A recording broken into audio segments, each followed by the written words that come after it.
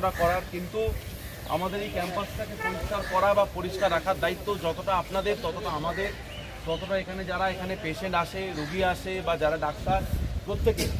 তো এই জায়গাটা বারবার শুনতে হয় যে সরকারি হাসপাতাল কেন পরিষ্কার নয়, কেন এত নোংরা। তো সেই জিনিসটা শুনতে খারাপ লাগে।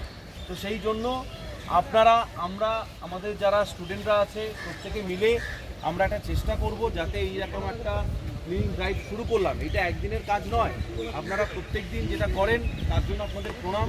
এবং সেই জায়গাটা যাতে প্রত্যেকের মধ্যে সেই ভাবনাটা, সেই স্বচ্ছ মানসিকতাটা যাতে সঞ্চারিত হয়, সবাই যাতে এটা ভাবতে পারে বা সবাই যাতে এই কলেজটাকে, এই হসপিটালটাকে নিজের মতো করে ভাবতে পারে। এই যে বারবার পেশেন্টরা এসে যে একটা অস্বাস্থ্যকর বা নোংরা যেগুলো পড়ে থাকে সেইটার মধ্যে যাতে না থাকতে হয়, একটা মানসিক স্বাস্থ্য এবং শারীরিক যে স্বাস্থ্য এইটার যাতে সার্বিক উন্নতি হয়, সেই জন্য আমাদের এই ক্লিনিং ড্রাইভ।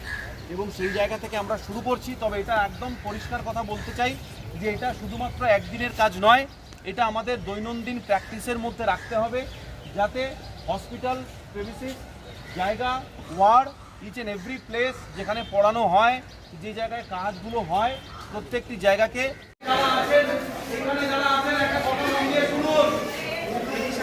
এইখানে যারা আছেন তারা একটা কথা মন দিয়ে শুনুন।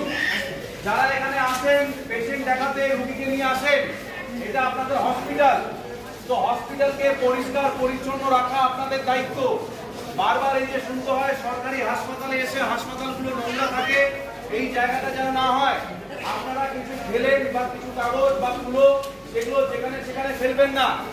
পানের পিক, থুতু যেখানে সেখানে ফেলবেন না। সেই জায়গাটায় নির্দিষ্ট ডাস্টবিন থাকবে, সেই ডাস্টবিনে আপনারা ফেলবেন, যেখানে সেখানে থুতু ফেলবেন না। এটা আপনাদের অনুরোধ।